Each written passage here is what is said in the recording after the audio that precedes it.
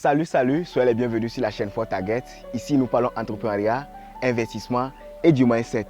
Si ces trois thématiques t'intéressent, je t'invite à t'abonner pour voir régulièrement ma petite tête et poursuivre également l'aventure avec nous.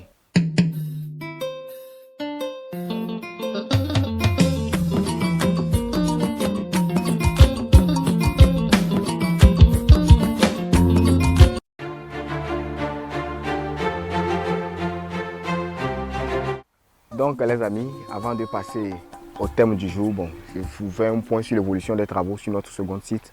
La semaine passée, dans la vidéo précédente, nous avons eu à voir ici, c'était une forêt qui était ici, c'était une forêt les amis. Mais bon, on a eu à désherber et aujourd'hui on va essayer de brûler pour essayer de gagner un peu de temps. Nous avons eu à désherber tout cet espace-là. Donc bon. Il y a encore un peu de boulot comme je vous l'avais montré la dernière fois. Mais on a eu à désherber un peu. Et bon, on va continuer aujourd'hui, pas toujours désherber. Mais déjà on va essayer de brûler un peu. Pour voir ce que ça peut donner les amis. Donc c'est ça les amis, c'est l'évolution ou bien l'avancement des travaux sur le terrain. C'est l'avancement. Là-bas, il y a une grande forêt qui ne dit pas son nom. Regardez les amis, regardez par là, regardez, vous voyez n'est-ce pas, vous avec moi. Donc voilà, il y a une grande forêt là-bas qui ne dit pas son nom. Mais petit à petit, on va aller pour voir ce que ça peut. 3 conseils pour que vous puissiez vous lancer dans votre projet agricole. Bon nombre ont des projets, mais ils se demandent toujours par où commencer. Et on doit garder en tête une chose. Selon la pyramide d'Abraham Maslow, la pyramide des besoins d'Abraham Maslow, nous avons les besoins physiologiques qui sont la première étape de la pyramide. Et au niveau des besoins physiologiques, nous avons le besoin de se vêtir, nous avons le besoin de boire, nous avons le besoin de se coucher, le besoin de se coucher. Nous avons aussi le besoin de se nourrir, Donc, cela voudrait dire que fondamentalement, l'homme a toujours besoin de se nourrir. Nous sommes plus de 7 milliards sur la planète actuellement. D'ici 5 ans, on sera aux alentours de 8 milliards, voire 9 milliards. Nous aurons toujours besoin de se nourrir. Donc l'agriculture, par d'office, est un secteur sûr. C'est sûr et certain que lorsque vous allez vous lancer dans l'agriculture, vous allez déjà essayer de satisfaire les besoins fondamentaux des gens. Donc une fois que vous vous positionnez dans ce secteur-là, je pense que vous serez des millionnaires. Mais il ne suffit pas de se lancer comme ça. La première des choses à faire, c'est d'identifier vraiment les besoins qu'il y a. Parce que chacun a sa spécificité en fonction de sa zone géographique, en fonction de son région et en fonction de ses cultures. Donc bon, quelqu'un qui se trouve peut-être dans un pays comme le Bénin aura des besoins qui seront différents de quelqu'un qui se trouve dans un pays comme le Ghana. Nous n'aurons pas les mêmes besoins, nous n'aurons pas les mêmes cultures. Quelqu'un qui se trouve peut-être au Sénégal, il aura des envies différentes de celui qui se trouve peut-être au Cameroun. Pareil, celui qui se trouve au Congo aura des envies qui sont différentes de quelqu'un qui vit peut-être au Togo. Donc, la première des choses, c'est d'identifier les besoins de sa région. On peut être même dans un même pays et avoir des goûts différents. Certaines peuvent vouloir manger le maïs. Cela ne voudrait pas dire que tout le pays va manger le maïs. Dans d'autres endroits, le manioc est plus prisé que peut-être la patate douce. Donc, je pense que la première des choses à faire, c'est d'identifier le besoin auquel les gens sont confrontés.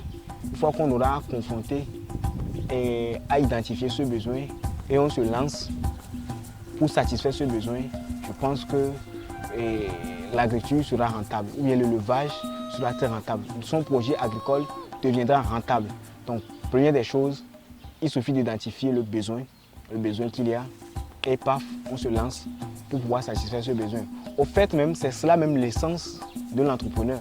L'entrepreneur, c'est quelqu'un qui identifie un besoin et il trouve une solution et puis bon, il le monétise et en retour, bon, les gens auront consommé ce besoin-là que lui, il a eu entre-temps trouvé une solution à ce besoin dont les gens ont. Puis bon, lui devient riche. Pour l'identification des besoins, toujours bon. C'est de voir, bon, peut-être même, bon, ça ne réside pas toujours dans les cultures qui marchent dans une zone ou bien qui marchent dans une autre zone. Même nous pouvons prendre l'exemple de la tomate. On peut même rester dans une zone ou bien dans une région. Nous savons que bon, on produit la tomate peut-être de tel mois à tel mois, mais de tel mois à tel mois, et la tomate devient rare. Donc si moi, en tant qu'entrepreneur, je viens, j'identifie que la tomate de tel temps à tel temps, elle devient rare, qu'est-ce que je fais? Moi, je me lance dans la production de la tomate en contre-saison. C'est aussi un besoin que j'ai eu à identifier, que moi je satisfais. Parce que j'ai su que bon, de tel temps à tel temps, la nature est clémente et tout le monde produit la tomate. Donc il y a une abondance de tomates sur les marchés, mais de telle période à telle période, il n'y a plus de tomates. Donc qu'est-ce que moi je fais?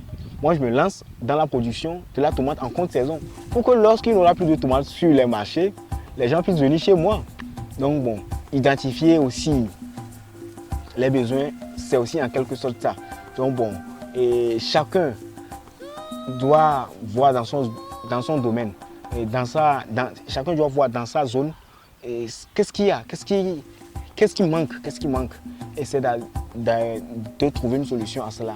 Et par là, bon, on peut facilement réussir son projet agricole.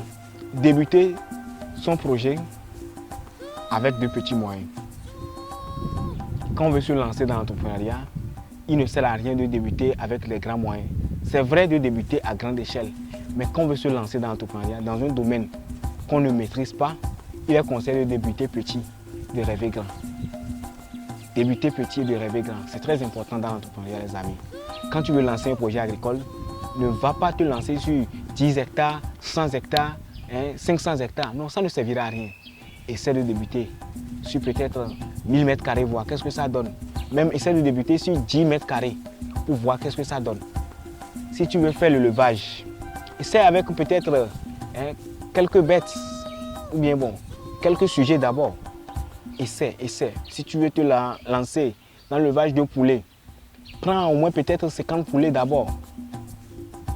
Même 10 poulets pour voir le comportement. C'est vrai de suivre les formations. C'est vrai de lire les livres. C'est vrai. Mais tout ça, c'est bien. Mais il faut se lancer sur le terrain. Donc se lancer sur le terrain, cela voudrait dire quoi? Cela voudrait dire qu'il faut commencer à petite échelle. Juste après la formation, on ne peut pas venir sur le terrain et puis se lancer avec une grande superficie, bien lancer une production, bien lancer avec une grande quantité de sujets. Non. Quand vous débutez petit, cela vous donne la possibilité d'apprendre d'abord les erreurs. Vous apprenez les erreurs. Quand vous débutez petit, vous prenez le temps d'acquérir l'expérience vous-même d'abord. Quand vous débutez petit, cela vous évite de faire des erreurs qui peuvent vous être fatales. Quand on débute petit, cela donne la possibilité de faire des corrections, de faire des ajustements, et de structurer, de faire. Il y a beaucoup de choses à gagner lorsqu'on débute petit. Et même, quand on va toujours attendre, avoir des subventionnements, avoir des aides du gouvernement avant de se lancer, on risque de ne jamais se lancer, les amis. Avec le peu de moyens qu'on a, on peut débuter. Avec le peu de moyens qu'on a, avec le peu d'espace, avec 2 bêtes, 3 bêtes, 4 sujets, on peut débuter son projet d'élevage. On débute à petite échelle et progressivement on évolue. C'est ça là même qui est l'organisation, qui est l'évolution, qui est même conseillée. Tu débutes petit, tu rêves grand. Tu débutes petit, tu rêves grand. Tu as une vision, je vais faire ci. Après cette position, je vais me tendre doubler. Ok, j'ai débuté avec 1 hectare. Ok, cette saison-ci, ça a bien marché. Ce que j'ai vendu, je vais voir, ok, là, l'autre saison, pourquoi ne pas doubler pour passer sur 2 hectares? Ok, l'autre production qui vient, pourquoi ne pas essayer de passer sur 5 hectares? Progressivement, on essaie de passer maintenant de 1 hectare à 100 hectares. Mais quand on débute avec 100 hectares, attention, la gestion. la gestion. Non, non, non, non. Donc, il est conseillé de débuter petit et de toujours rêver grand. Formez-vous avant de vous lancer, les amis. L'agriculture n'est pas un domaine comme ça, on vient et puis on se lance. Non, non. Pour faire l'agriculture, bien pour faire l'élevage, il faut s'orienter vers ces devanciers. Ceux qui ont eu à déjà fait l'agriculture bien avant nous. Ceux qui ont eu à faire l'élevage avant nous. Ça ne coûte rien d'aller chez ces gens-là, d'apprendre chez eux. On va chez ceux qui nous ont déjà devancés et on apprend chez eux. C'est la formation, les amis. C'est vrai, on peut aller dans les écoles d'agronomie pour devenir technicien agronome. C'est bien de lire les livres, c'est bien de prendre les formations. Mais moi ici, je veux que, après avoir suivi ces formations théoriques-là, la vraie formation se trouve où? Se trouve sur le terrain, chez les vrais éleveurs, chez les vrais agriculteurs. Eux, ils ont des stratégies, eux, ils ont des techniques. Eux vont vous donner des conseils que le professeur qui est à la faculté, bien qui est à l'école ne te donnera pas. Donc, il est conseillé de se retourner vers ses pairs, de se tourner vers ses pairs, ses devanciers et d'apprendre chez eux. Pourquoi ne pas essayer de passer des stages dans des fermes agricoles? Passer des stages dans les fermes agricoles pour pouvoir apprendre. Passer des stages dans des champs. Passer des stages. Être là pour apprendre. Pour voir les rouages du système. Comment les choses marchent dans le système. Pour tout comprendre. Donc la formation est très importante. Mais la formation dont je vous parle ici, c'est la formation pratique. Ce n'est pas la formation théorique, non. Mais la formation pratique. Comment l'agriculture se pratique en temps réel. L'élevage, tu veux te lancer dans l'élevage de poulets. Ce n'est pas facile, mon frère. Déjà, quand tu es déjà à 10 mètres, voire 15 mètres, quand tu sens déjà l'odeur des fientes de poulet, ça te dit quelque chose. Mais quand on vient te dire que le poulet est rentable, mais souvent on ignore l'odeur que les poulets dégagent. Les porcs, ou bien les cochons, les porcs, le porc est rentable, le porc est si, c'est bien. Sur le papier, le porc est rentable.